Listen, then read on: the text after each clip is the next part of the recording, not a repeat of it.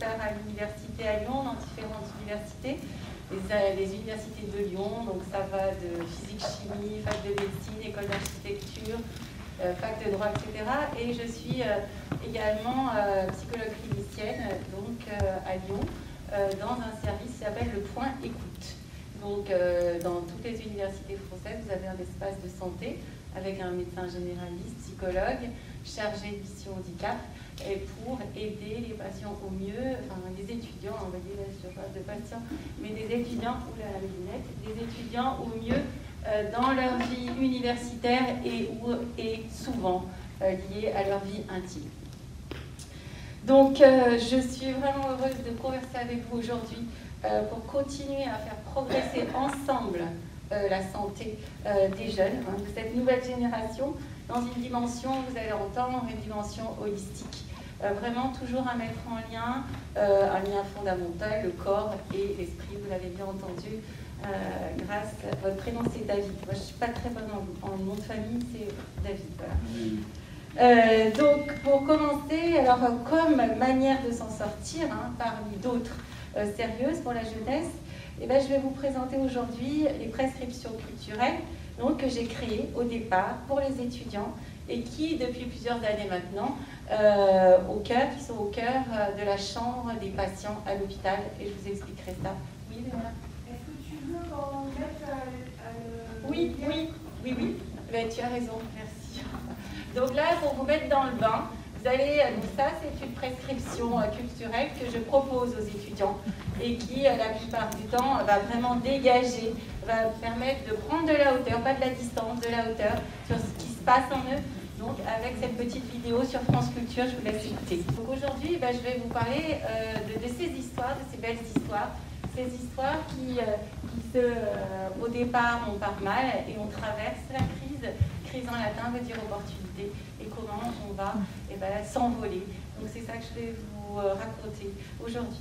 Donc je propose des prescriptions culturelles à des étudiants d'université en demande psychologique, donc pour les aider à cultiver donc leur santé tant physique que mentale. Ils les apprécient encore depuis encore plus, je dirais, depuis la crise sanitaire. En période de confinement, j'étais très sollicitée auprès des étudiants et donc je faisais que des conversations au téléphone et les prescriptions culturelles, m'ont-ils dit, ça nous a vraiment créé une bouffée d'air frais et cet air frais, il est provoqué par cette libération, bien évidemment, des neurotransmetteurs, entre autres, mais il y a bien évidemment d'autres choses qui se passent. Donc vous avez bien vu aussi pendant la crise sanitaire, entre parenthèses, combien lorsque les institutions culturelles étaient fermées, nous étions frustrés. Notre dopamine n'était pas suffisamment libérée, notre ocytocine, un neurotransmetteur de l'attachement et de l'amour, n'était pas suffisamment sécrété. Donc aujourd'hui c'est clair, le beau, la culture est un remède. Alors, donc, en 2015, en consultation, ça sort comme ça, je propose à une étudiante, est-ce que ça vous dirait que je vous propose une prescription culturelle? Pourquoi? Non pas être en opposition avec les prescriptions médicales, ça serait complètement absurde, mais voyez-vous, bon nombre d'étudiants aujourd'hui me disent, moi les médicaments, ça suffit, j'en ai ras-le-bol en fait. Donc quand on dit ça, bien évidemment, il faut mettre de la nuance. Mais quand vous avez des étudiants qu'on leur prescrit des antidépresseurs pendant des années et qui luttent et qui disent « mais moi je n'ai pas envie, mais mon médecin m'a dit que », alors qu'est-ce qu'on fait? Alors bien évidemment, ce n'est pas de se mettre à dos l'ordre des médecins, mais créer des interstices de possibles. Et c'est comme ça que sont nées les prescriptions culturelles. Et c'est comme ça que j'ai continué grâce à toutes les recherches que je fais au niveau scientifique. Et le rapport de l'OMS vous évite de chercher. Vous faites tout est rassemblé en 900 publications donc très sérieuses. Donc, concernant ces prescriptions culturelles, c'est un jeu de mots, un mot d'esprit. Et souvent, quand je dis ça aux étudiants, il y a un sourire qui s'opère en eux. Et dans l'alchimie humaine va être plus aisée après au cours de la consultation. Donc l'origine de la demande chez ces étudiants est essentiellement autour de souffrances psychiques. donc liés à des troubles, donc essentiellement des troubles du comportement, donc comportement alimentaire, des conduites addictives, également des symptômes psychosomatiques, des troubles anxieux, des maladies physiques qui engendrent des douleurs corporelles pour certains étudiants qui sont obligés d'avoir une adaptation au niveau de leur temps de scolarité. Donc, concernant ces prescriptions, donc, comme je vous ai dit, elles sont nées de l'alchimie des rencontres humaines dans cet espace de parole et d'écoute, dans une démarche, alors ça vraiment, je suis toujours touchée par ces étudiants, c'est leur courage, en fait. C'est-à-dire qu'ils peuvent sortir du désespoir. Alors, il y a, voilà, je commence, une prescription que je leur propose, en fonction bien évidemment de leur empathie et de leur souffrance psychique. Il faut vraiment prendre le temps pour prescrire, comme un médecin. Il va prendre le temps en évaluant les symptômes, et ben moi je vais prendre le temps en évaluant l'empathie de la personne. Qu'est-ce que vous aimez? Qu'est-ce qui réveille votre cœur quand vous êtes au fond du gouffre? Dans la veine du poème de Paul Éluard, Au fond de l'abîme. Et là, j'écoute. Et ça peut être une musique, ça peut être un parfum, ça peut être peu importe. C'est-à-dire ce qui sonne, en quelque sorte, c'est une Madeleine de Proust, une parmi peut-être d'autres. Et là, si vous voulez, les patients, enfin ces étudiants, sont dans une démarche très courageuse, dans une grande responsabilité. Je ne sais pas si vous savez, certains d'entre vous travaillent à l'université, mais beaucoup d'étudiants travaillent en parallèle de leurs études. C'est très très dur, vous savez. C'est-à-dire qu'ils sont épuisés à la fin de la journée et qu'est-ce qu'ils vont faire? Ils vont aller parfois dans les restaurations de fast-food, ils vont être serveurs, ils vont pour payer leurs études qui sont parfois très chères. Donc là, vous voyez, ils sont pressés comme des citrons et ce qui fait qu'à un moment donné, les symptômes mélancoliques peuvent advenir. À quoi ça sert? Le monde qu'on nous présente est pourri. Comment je vais réanimer mes rêves? Alors, les prescriptions culturelles que je propose, c'est pour ça. C'est vraiment réanimer les rêves des personnes. C'est-à-dire, dans la veine d'Alfred de Musset, on ne bannit pas avec l'amour, on ne bannit pas avec les rêves des gens, en fait. Et le défi méditerranéen, c'est ça. C'est dans la veine de Saint-Exupéry, fais de ta vie un rêve, une réalité. Ces deux jeunes, qu'est-ce qu'ils ont fait? Au lieu d'être dans la profonde tristesse, qu'est-ce qu'ils ont fait? Ils ont sublimé. Voilà. Ils étaient dans un processus de sublimation, et ça rejoint la physique. Donc, vraiment, l'idée, c'est ça, et vous allez entendre, je vais vous lire, donc on va prendre le temps. Je vous ai mis 2 lettres, une dans une fonction préventive et une qui a été dans une fonction curative. Il faut pas zapper quand on raconte des histoires, il faut s'asseoir et écouter. Et là, en écoutant, vous allez faire quoi? Vous-même, ici présent, vous allez libérer aussi vos neurotransmetteurs. Et pourquoi? L'idée, c'est quoi? C'est quand même dans cette journée, c'est de s'en sortir. Donc on sorte d'ici avec toutes les histoires qu'on vous a racontées et qui disent, tiens, là, il y a des perspectives, au lieu de se lamenter et dire, mais vraiment, là, le suicide, non, on voit quand même, il y a des résultats qui sont vraiment très encourageants. Donc ça, c'est quand même vraiment une bonne nouvelle. Donc l'origine, je vous l'ai donnée, ces prescriptions sont nées, comme je vous ai dit, de l'alchimie. Donc en étant soignante au fil des années, j'ai réalisé du sérieux de ces soins que je propose depuis quelques années maintenant, et auprès de patients qui ont besoin de s'aérer de leurs problèmes, en contemplant ce qui embellissent leur cœur, c'est-à-dire ceux avec lesquels ils sont en empathie.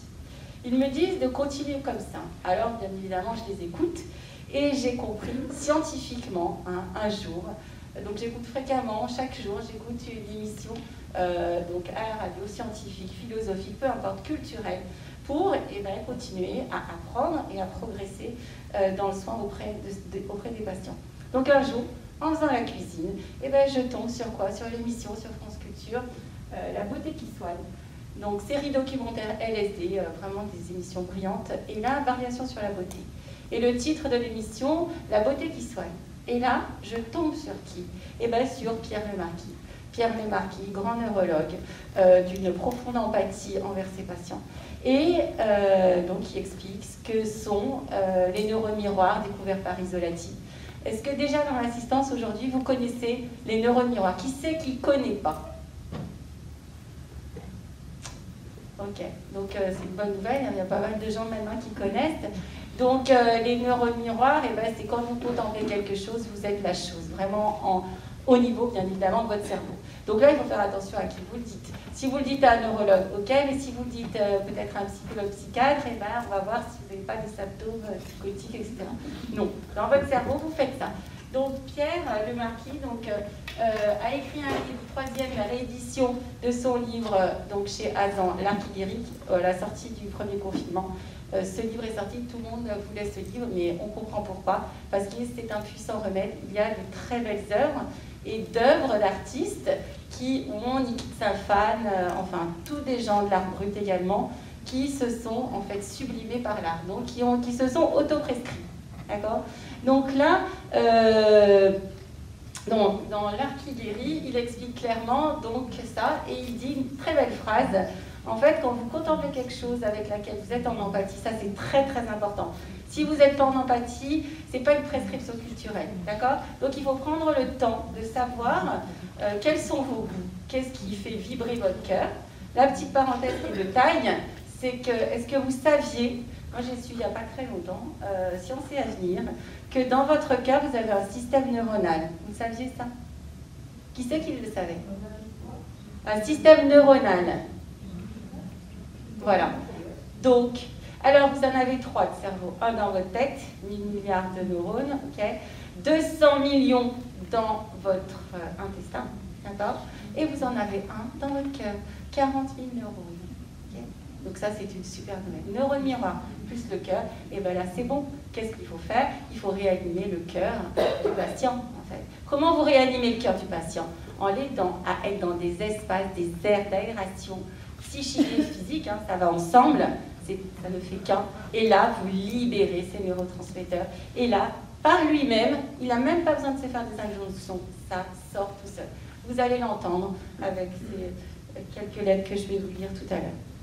Donc là, concernant cette émission, je vous la prescris, elle est de toute beauté. Vous entendrez, c'est pour ça que moi j'en suis là aujourd'hui. C'est en m'inspirant de cette émission. Donc c'est le musée du Louvre qui prête des œuvres dans un hôpital pour des patients en fin de vie. Et donc le patient peut avoir une reproduction d'une œuvre de Louvre dans sa chambre d'hôpital. Et là vous entendez des patients. Et là c'est somptueux comme projet. Enfin, comme soin. Et donc, à chaque fois, il faut aller plus loin. Aujourd'hui, on est là pour aller plus loin dans notre soin de chacun, bien évidemment. Et donc là, je me dis, qu'est-ce qu'il faut faire ? Eh bien, il faudrait proposer des œuvres d'art originales, donc au cœur de la chambre du patient, avec des poèmes. Pourquoi ? Et ça, je vous le dirai après, parce que je l'ai déjà proposé pendant plusieurs années avec des jeunes adultes, et ça marche. Donc je me suis dit, il faut aller jusque-là. Bon, ça, je vous en parlerai un peu plus tard. Donc concernant les neurones miroirs, quand vous contemplez quelque chose, et comme dit Pierre, vous caressez votre cerveau et même vous le sculptez. Donc ça, c'est quand même une très bonne nouvelle, que nous ne sommes pas dans du fatalisme, nous sommes toujours en mouvement jusqu'à la fin de sa vie. Donc ces propositions thérapeutiques sont des opportunités pour prendre soin de soi et des autres, parmi tant d'autres, sérieuses comme, vous allez tous me dire, l'art-thérapie. Alors, l'art-thérapie, c'est distinct de ce que je fais, ce que j'ai proposé. Donc ce sont des invitations à la contemplation des prescriptions culturelles et non des invitations à créer. Car parfois, les étudiants sont dans une incapacité de créer pour des raisons qui leur sont propres. Ces espaces-temps empathiques, choisis par eux, les soignent plus profondément en s'y plongeant, vous l'avez vu avec cette petite vidéo, en s'y baignant. Suite à ces invitations, les étudiants reprennent goût à écrire, par exemple, des poèmes, à peindre, à composer de la musique, de la danse, la vie, tout simplement. Alors, vous allez me demander, qu'est-ce que la beauté pour vous ?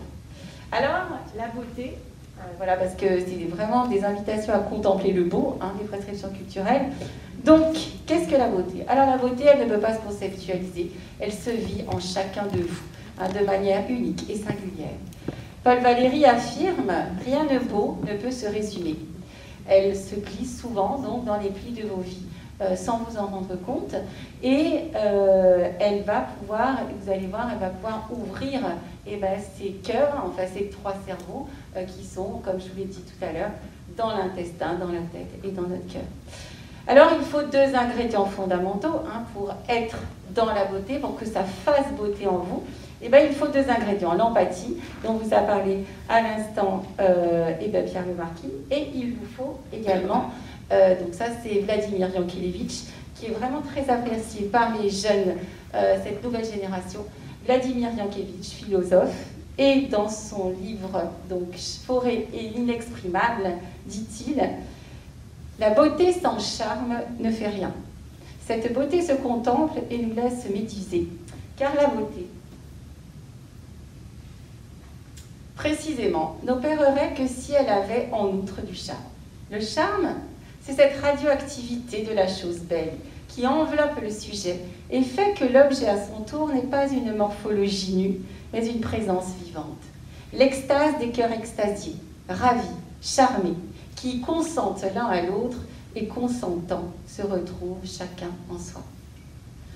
Donc de nombreux auteurs, dans les temps de l'humanité et dans différentes cultures, témoignaient leur attachement à ces moments de beauté de vie, essentiels à leur santé, offerts sous ces infinies expressions.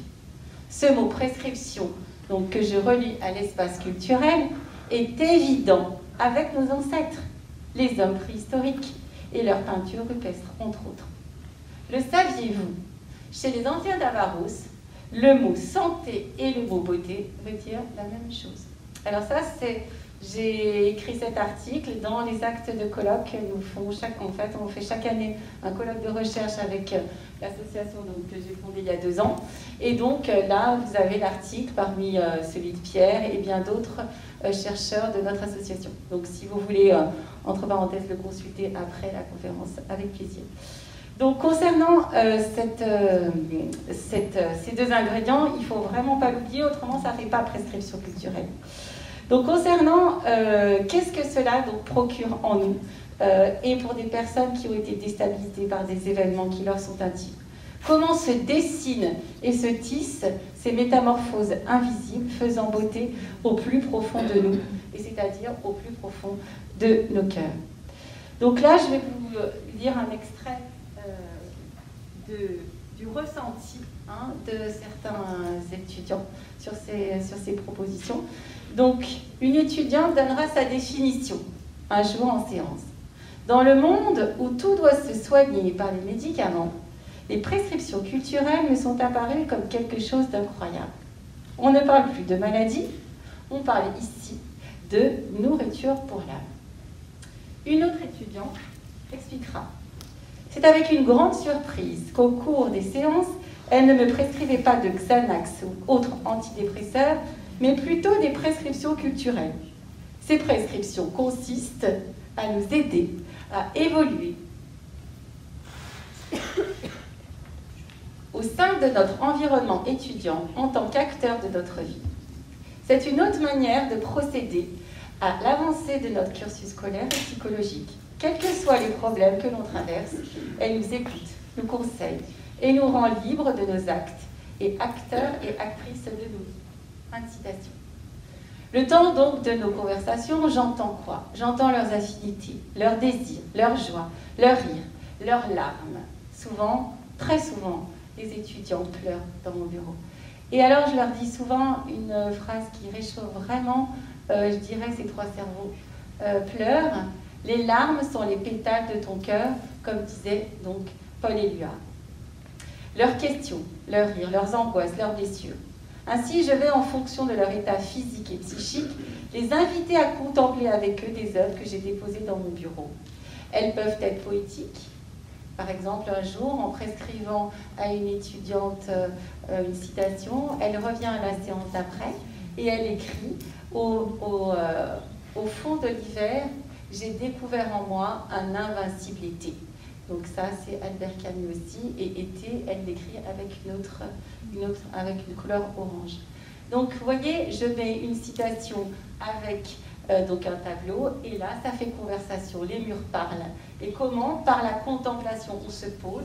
Donc ce tableau, je l'aime bien. Alors celui-là, il est vraiment moche, celui-ci. Et la personne, en fait, cherche son remède qui sont exposés dans mon bureau. Et à partir de là, on prend le temps. Et c'est dans cette prise de temps qu'on voit ce qui se passe après au niveau du cerveau. Je peux leur proposer donc des prescriptions poétiques, littéraires, philosophiques, théâtrales, picturales, musicales, dansantes, et ne l'oublions pas, l'art comique, les prescriptions comiques. On l'oublie, hein, vraiment, et ça c'est un problème. Si vous ne traitez pas de l'art comique dans votre vie, avec ces ados, ils sont bourrés d'humour, hein, les adolescents, hein, et bien qu'est-ce que vous faites? Et ben, vous empêchez cette libération de neurotransmetteurs. Donc, et là, il faut prescrire absolument Molière. Nous sommes parfois trop sérieux, même dans le soin, dans l'éducation. Donc, de mettre de la dérision et de l'autodérision permet aussi de s'en sortir. Alors, je peux leur proposer aussi, par exemple, un poème appris par cœur, une citation philosophique. Par exemple, Oscar Wilde. La sagesse, c'est d'avoir des rêves suffisamment grands pour ne pas les perdre de vue quand on les poursuit. Le chapitre 21 du Petit Prince, avec les rites, avec apprivoisement, hein, le renard qui dit au Petit Prince. Je peux proposer un livre qui vraiment fait soin, Le gaucher boiteux de Michel Serres, Petite poussette. Je peux proposer Avant de Pontalis, mais je vais extraire une phrase qui est extrêmement soignante. Dans Avant, Pontalis, psychanalyste, écrivain, écrit « Je déteste découper le temps, j'ai tous les âges ». Et je crois que ça, vraiment de mélanger ces temps, comment, en tant que soignant, on va aussi réactiver notre capacité d'être enfant pour soigner. Donc ça, enfin, si certains d'entre vous sont sensibles à la psychologie, ben vous avez Winnicott qui explique clairement tout ça.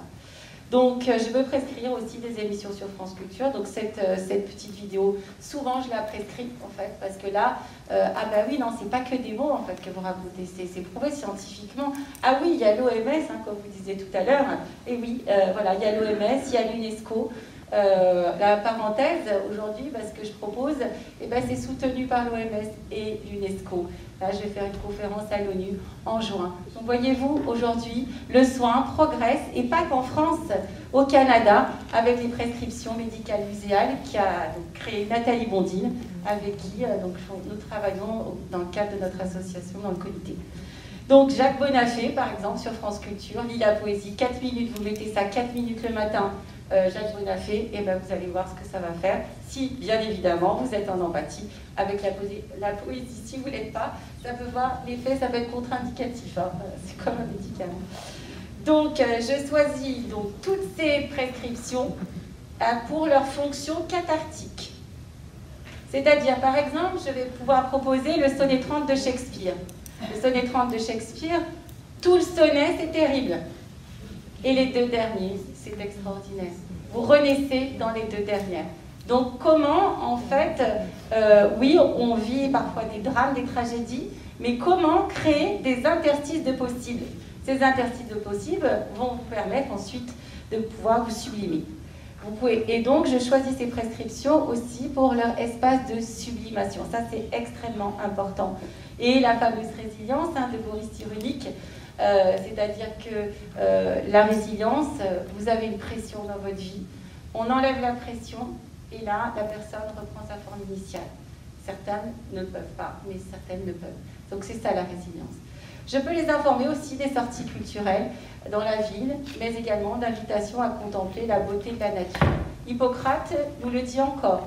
La nature, donc, c'est le premier médecin de l'homme. D'accord ? Quand on va vers l'aromathérapie aussi, c'est une approche intéressante. Et là, arrêtons de cliver. Soit vous êtes dans l'allopathique, soit dans l'homéopathie, l'aromathérapie.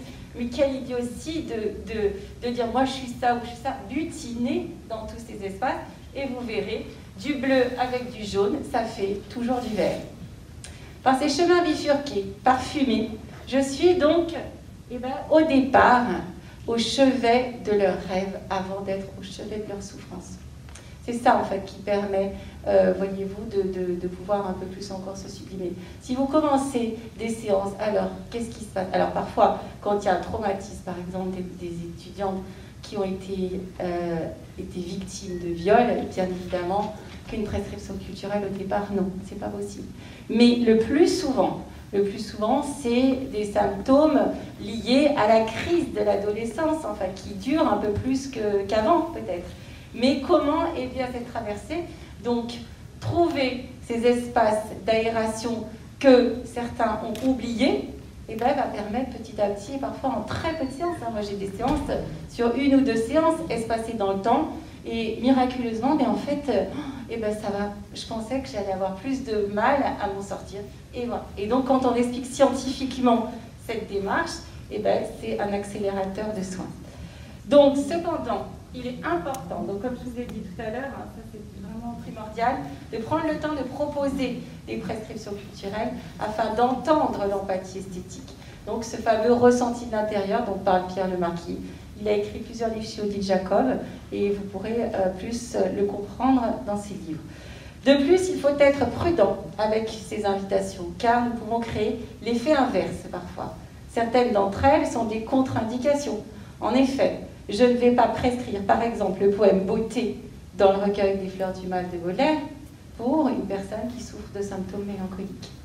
De plus, pour que cela fasse soin, il faut suffisamment de rencontres avec la beauté, mais pas trop, car nous pouvons risquer de raviver des douleurs, parfois de se lasser d'elle, voire provoquer le syndrome de Stendhal. Cet état de vertige, au bord du malaise, un risque de perte de maîtrise de soi. Quand le syndrome vous attrape, il n'existe plus de principe de réalité. Dans certaines situations, comme je vous l'ai dit à l'instant, aucune prescription culturelle n'est envisageable, car la personne a besoin juste de silence, de vide, en raison d'une surexcitation extérieure, voire intérieure. À la fin de la séance, ce qui est souvent très beau, je leur propose de leur écrire des prescriptions culturelles qui ont fait soin en eux pendant notre conversation. Chaque fois, ils les acceptent avec joie. Et lors de nos séances ultérieures, ils me disent les avoir déposées chez eux, les avoir distillées auprès de leurs proches et m'en proposent de nouvelles que je peux ensuite offrir à d'autres personnes en demande de soins psychiques. Fréquemment, après quelques séances espacées dans le temps, leurs symptômes s'estompent et disparaissent peu à peu. Aussi, ces propositions de soins psychiques assurent une fonction préventive dans leur vie universitaire et personnelle. Une étudiante l'explique dans la lettre qu'elle m'adresse. 2 œuvres m'ont tout particulièrement touchée. La première est Un sourire de Paul Éluard. Elle était inscrite sur ma porte d'entrée. Ainsi, je lisais le poème chaque matin, et ce qui me donnait une belle humeur pour le reste de la journée. Un cœur n'est juste que s'il bat au rythme des autres cœurs de Paul Éluard. Cette citation m'a énormément plu. Fin de cette lettre. Cette jeune fille, une très belle histoire, elle est partie, donc elle s'est envolée, ils s'envolent, les étudiants, ils restent un temps à l'université, ils s'envolent. Donc elle était, comment je sais ça parce que donc il y a eu un article dans la presse et cette étudiante m'a retrouvée dans cet article. Elle a écrit à la rédactrice en chef de ce journal et cette rédactrice en chef me l'a envoyé. Cette jeune fille, voyez-vous, je lui avais écrit sur une carte postale donc le poème et Un sourire de Paul Éluard et elle est partie à Paris. Ensuite, elle s'est envolée en Allemagne et elle a atterri en Corée du Sud où elle s'épanouit. Et elle m'écrit et elle me dit, vous savez quoi, votre poème que vous m'avez offert, je l'ai gardé. À chaque fois que j'allais dans une nouvelle ville, dans ma maison, je mettais ce poème et je le lisais avant de partir, avant de me plonger dans ma vie ordinaire. Donc vous voyez, on propose quelque chose, à chaque fois la personne dispose, je dis toujours ça, et vous ne savez pas ce que ça va donner en fait, parce que la personne va se l'approprier, donc vous êtes toujours au bout de, vraiment avec des belles surprises qui vous attendent même en tant que soignant. Alors, je vais... donc, j'ai encore combien de temps, Verena ?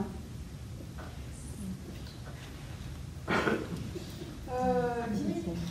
Oui, entre 5 et 10. Entre 5 et 10. Il faut qu'on ait une quinzaine de minutes d'échange. Ok. Donc moi, ma passion, c'est la poésie. Donc je suis en train d'écrire un livre avec Charles Juillet. Charles Juillet dit « Le poème est un pansement vitalisant ». Il a complètement raison.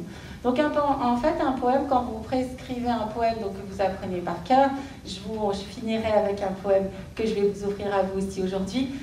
Et ben, qu'est-ce que fait un poème? Et ben, il pense vos mots, pense P-A-N, vos mots, M-A-U-X, en pensant, P-E-N, ressentant, avec des beaux mots, des mots beaux. Qu'est-ce que c'est? C'est des mots parfumés, qui sonnent juste dans vos trois cerveaux. Alors, je vais donc vous lire, si le cœur vous en dit, comme c'est ma grand-mère, une lettre, donc plutôt en une fonction préventive, d'accord? Et une en une fonction curative. Ça vous va? Oui. Ouais. Alors, une étudiante un jour écrit. Antoine de Saint-Exupéry, Le Petit Prince. À la simple constatation que le courant de la vie de chacun puisse être inévitablement tourmenté par des instants de tristesse, de désarroi, d'échec, de perte ou de crainte, j'ai découvert très jeune un remède authentique et universel à ce spleen qui m'envahissait parfois. Porté à ce désir profond de retrouver un goût abondant pour la vie, une sincère confiance en l'humanité, il me suffisait de m'installer paisiblement, de m'adonner à la lecture de l'ouvrage de Saint-Exupéry, Le Petit Prince, en m'abandonnant aux mots de ce petit être si surprenant. Oui, je m'auto-prescris ce conte philosophique chaque année, tel un éternel recommencement.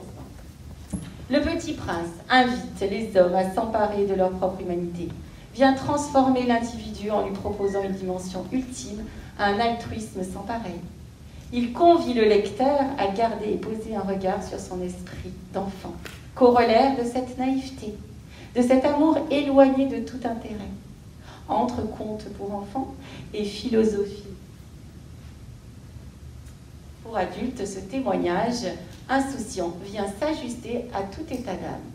À cette ère où la raison environne les relations humaines, où le matérialisme transcende les unions, le Petit Prince s'indigne en clamant qu'il est indispensable de choisir avec son cœur, puisqu'on ne voit bien qu'avec le cœur, l'essentiel est invisible pour les yeux.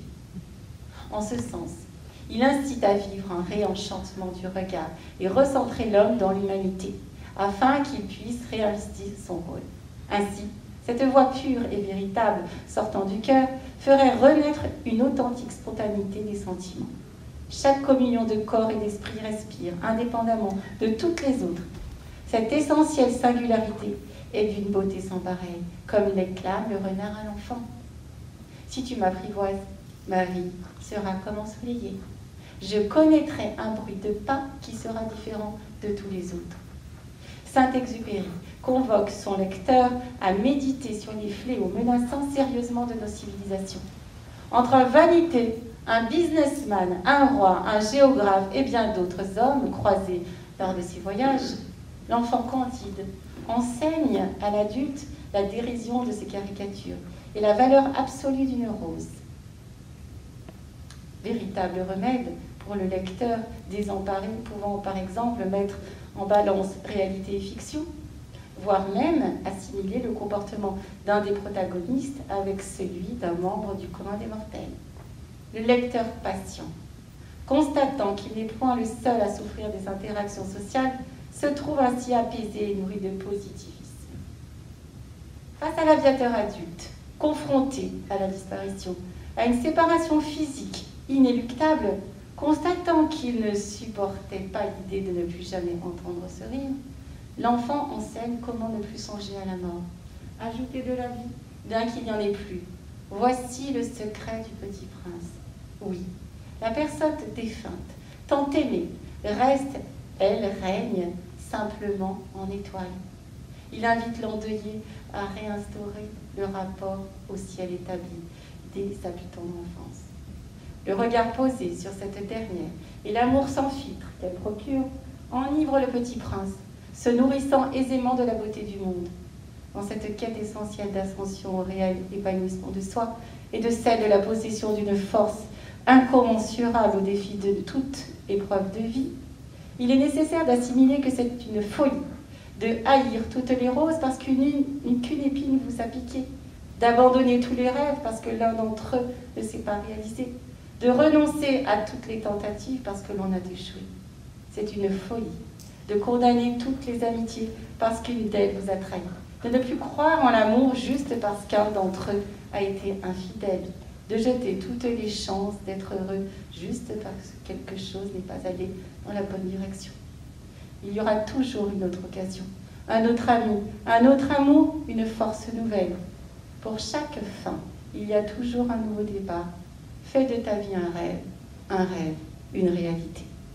Auto-prescrivez-vous annuellement cette histoire, ouvrez vos cœurs à cette promesse d'un retour en enfance, d'un retour sur soi, d'un appel à la beauté, à la simplicité.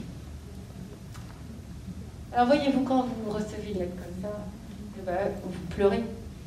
Bien évidemment, vous pleurez de beauté. C'est extraordinaire. D'accord? Donc voyez cette nouvelle génération, eh ben, Michel Serres a encore raison. En fait, dit-il dans Le Gaucher boiteux, il dit « Le monde est en train d'accoucher de quelque chose, et comme tout accouchement, c'est douloureux. » Alors, et il rend hommage à cette nouvelle génération. Cette nouvelle génération qui est, elle peut être, mais c'est une génération du collectif, une génération qui a envie d'ouvrir. Alors, il faut vraiment prendre soin d'elle, et surtout de ne pas écraser ses rêves, qui sont parfois plus grands que les nôtres, et tant mieux, et c'est une bonne nouvelle. Alors, celle en fonction curative, donc une jeune fille qui au départ était en France psychique, hein, vraiment avec vraiment une pensée, des pensées suicidaires sur son existence, à quoi bon la vie, mais j'ai plus goût à, j'ai tout perdu, tout s'est abattu sur elle, et pourtant. Alors je vais vous lire sa lettre. Une prescription culturelle, c'est le prélude de la suite par violoncelle de Bach. La fenêtre ouverte au bout du chagrin du poème de Paul Éluard. C'est l'adaptation du roman de Dostoïevski, Les Frères Karamazov, au théâtre des Célestins. Ou encore Alcibiade faisant l'éloge de Socrate dans le banquet de Platon. La prescription culturelle vient faire appel à tous les trésors qui sont en nous et que nous ignorons souvent. Dans un acte de réminiscence, elle vient réveiller en nous le désir du beau qui nous anime et nous porte sans que nous en ayons toujours conscience. Elle vient élargir votre horizon intérieur et nous ouvre au monde qui est en nous et autour de nous. Il s'agit de rejoindre l'élan vers la beauté que tant d'amoureux ont mis en musique ou en image avant nous, pour nous. Élan dans lequel nous sommes déjà entraînés et il nous faut en même temps retrouver le tempo. Rejoindre le beau. C'est d'une certaine manière d'entrer dans une danse dont nous contrions déjà la musique, tout en découvrant sans cesse de nouveaux pas. Nous voyons bien que le beau nous touche au plus profond de notre cœur, au plus profond de nous-mêmes. Certainement, connaissons-nous déjà sa voix, puisque nous la reconnaissons. Nous ne la chercherions pas si nous ne l'avions déjà entendue nous murmurer à l'oreille ces mots d'amour. Le désir beau nous invite à nous lever, à chercher la beauté avec ardeur, comme l'épouse du Cantique des Cantiques court après son bien-aimé pour le retrouver. Il nous faut la chercher partout où l'être humain a foulé le sol, dans notre chambre, dans notre maison, dans la ville, sur la colline et dans les vignes. Le beau est partout car le beau est au plus profond de nous-mêmes. Quand le vent vacille quand le vent d'une tempête intérieure se lève pour nous faire vaciller, quand le désespoir s'abat sur nous sans prévenir, la nuit n'est jamais obscurité parfaitement opaque, mais nous peinons à nous en apercevoir. Les ténèbres obscurcissent nos pensées et rien n'y fait. C'est le vertige, l'angoisse, le doute. Il y a des pores où brille la lumière d'une place. Il y a des réverbères qui bordent nos impasses. Il y a des étoiles dans le firmament. Ne le savions-nous pas? Mais il nous faut toujours quelqu'un pour nous le dire. Il nous faut un autre pour allumer nos réverbères, souffler sur nos nuages et nous guider jusqu'à bon port. Quels sont les chemins qui conduisent à des refuges? Ce sont les chemins de la beauté. Les astres qui se découvrent dans notre ciel intérieur lorsqu'un autre vient balayer les nuages nous rappellent que le trésor est dans notre cœur. Et là seulement, nous le trouverons. La beauté est un appel silencieux à se découvrir une vaste chambre intérieure où règne toujours la paix, à se découvrir notre intérieur comme une prairie parcourue par le vent caressant l'herbe des champs ou comme une mer d'huile où vient se fondre le soleil couchant. La beauté vient soigner le cœur fatigué des rudesses de la journée et lui offrir un horizon, puis duquel s'étendre et se reposer. Le tragique de l'existence vient donner à la musique de notre existence ses notes graves, et à notre joie une profonde infinie, parce qu'alors nous aurons appris à intégrer le désespoir dans notre existence. Pour tisser le tramage de notre propre existence, la prescription culturelle se fait invitation à trouver dans la langue d'un peintre les mots pour composer notre propre tableau, dans la musique d'un poème les notes pour notre propre mélodie. Et pour créer cette composition personnelle avec les œuvres qu'a mis au monde l'humanité, la prescription culturelle nous incite à creuser notre terre intérieure, ce que fait le poème, pour y trouver le trésor caché qu'elle recèle, l'amour du beau, et devenir alors soi-même un écrin de beauté. C'est un encouragement à faire du champ de notre âme un terreau fertile, où germera l'amour du beau, et y prendra soin chaque jour pour qu'il porte du fruit en son temps, et que jamais son feuillage ne meure. Voilà cette lettre, cette jeune fille, voyez-vous, je l'ai recroisée un jour par hasard au Festival d'Avignon, rayonnant, et là, voilà. Comment cette jeune fille, le fait de contempler les choses qui lui ont vraiment touché dans son cœur, lui a permis de s'envelopper comme un papillon, voyez-vous. C'est-à-dire, on va faire son cocon et ensuite, quand on se sent prêt, c'est ça pour moi l'adolescence, on va pouvoir s'envoler. Alors, pour la route, là, j'ai créé des artothèques et des poéthèques au cœur de l'hôpital avec l'association. Les résultats cliniques sont incroyables. Donc, nous faisons chaque année un colloque de recherche pour révéler. Donc, il a eu lieu il y a quelques jours, donc qui a été parrainé par l'OMS et l'UNESCO. Donc, pour terminer, en fait, pour finir en beauté, il faut toujours finir en beauté. Donc là, déjà, on a bien fini en beauté avec ces deux lettres.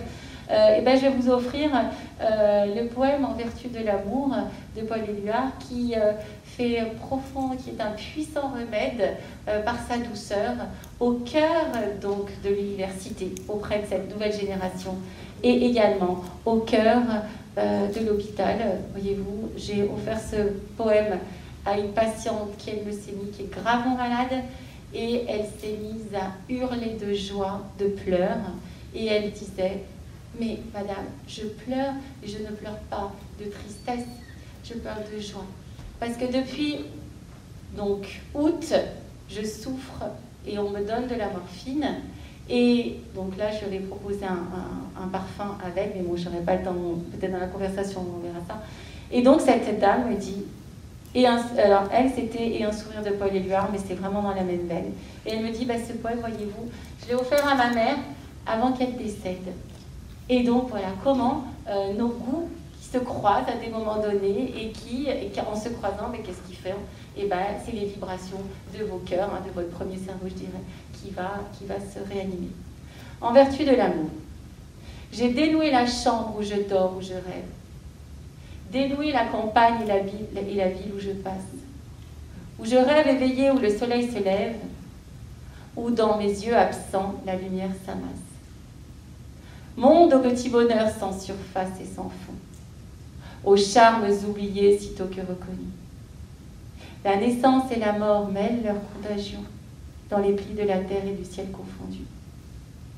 Je n'ai rien séparé, mais j'ai doublé mon cœur. D'aimer, j'ai tout créé, réel, imaginaire. J'ai donné sa force et sa chaleur et son rôle immortel à celle qui m'éclaire. Bon vent à tous et merci pour votre écoute.